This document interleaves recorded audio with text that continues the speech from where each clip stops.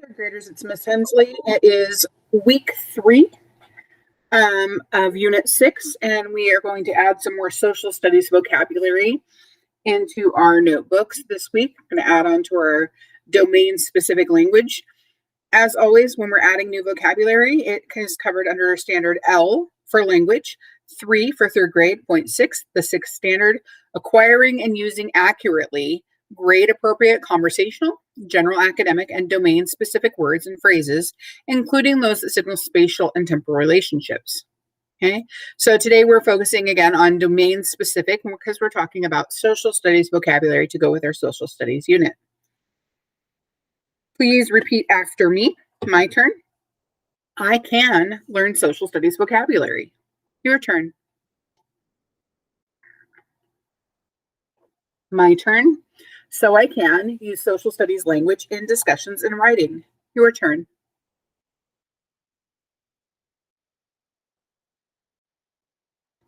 My turn. I am successful when I write my social studies vocabulary and definitions in my reading notebook. Your turn.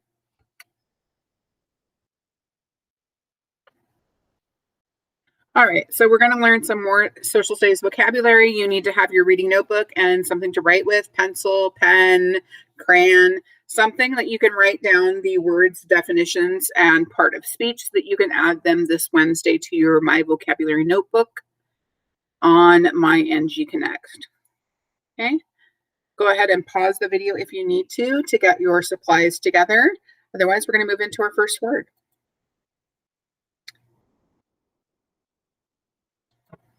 All right, so when each keyword appears, you're going to do something to indicate how well you know that word. You can hold up a finger, you could clap, you could just jot it down in your notebook for yourself so that you can realize how many words you may not have known very well at the beginning, but you learn them over time and know them well at the end.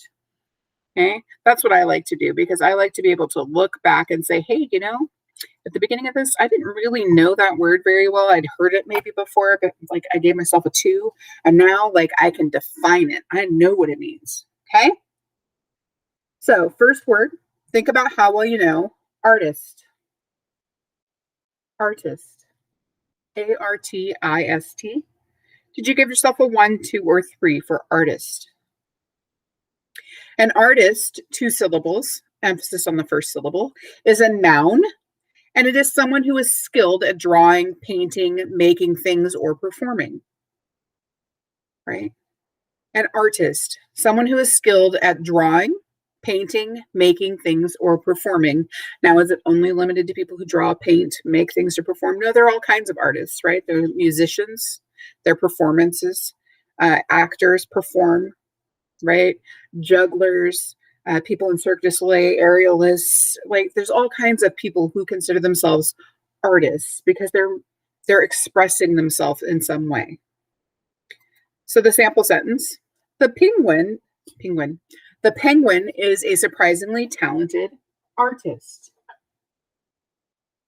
Okay. Artist is our first word. If you need more time for artist, please pause the video. We're going to move into our second word. How well do you know carve? Carve. C-A-R-V-E. How well do you know carve? 1, 2, or 3? Carve, 1 syllable, is a verb. That means it's an action word. And it means to make something by cutting. If you make something by cutting things, you're carving. Okay. The woodworker uses a chisel and hammer to carve a fish into the plank. Right? Carving used to be something that people did a lot. Sometimes it's also called whittling. People would take just scrap pieces of wood and turn them into pieces of artwork just for something to do. It's kind of become more specialized now. I think a lot of people don't carve as often as they used to, but you can also, there have been artists who carved in marble or in granite, right? People make statues out of things, right? They're carving. People carve cake now. There are cake artists, right? If you watch enough Food Network, like I do, you know this. All right, if you need more time for carve, go ahead and pause the video. Otherwise, we're going to move on. Our next word, storyteller. Storyteller. Well, that's a nice compound word. Storyteller. Storyteller. Storyteller. How well do you know it? How well do you know what a storyteller is? A storyteller, 4 syllables, is a noun, and it's a person who tells tales to entertain people. Right? A storyteller is a person who tells tales or stories to entertain people. The children all think Grandma is the best storyteller. Sometimes you might go and hear a storyteller at your local library, someone who is reading a book to you or telling a story. Telling a tale is a storyteller. If you need more time for a storyteller, please pause the video. Sorry about the dogs. That person is a storyteller. If you need more time for a storyteller, pause the video. We're moving on to our next word. Our next word is tale. T-A-L-E. This is not like a tail like that is on your dog. Tale. T-A-L-E. Tale. A tale is a noun, and it's a story about things that are made up. Right? So stories, tales are stories. It's a story about something that's made up. So it's not a tale if it's a true story. It's only about things that are made up. So like folklore, fantasy stuff, right? Anything that's fiction that's made up is a tale. T-A-L-E. The other kind of tale is a dog's tale. T-A-I-L. Okay, this is tale, T-A-L-E. It's a story about things that are made up. The fairy tale about the 3 little pigs and the big bad wolf is one of my favorites. Tale. If you need more time for tale, go ahead and pause the video here. Otherwise, we're going to keep going and go on to our next word. And the next word in your notebook is tradition. Now, I know you've heard tradition, at least everyone should be giving a 2, because tradition is one of the words in our big question this month or this unit, right? The big question is, how can we preserve our traditions? So you've at least heard it before, so everyone should have at least a 2. What is a tradition? Tradition, 3 syllables. It's a noun, and it means something that people have done for a long time and continue to do, right? If it's something that people have done for a long time and continue to do, it is a tradition. Okay, writing down the definition and that it's a noun. Dressing up in costume is a Halloween tradition for some people. Tradition.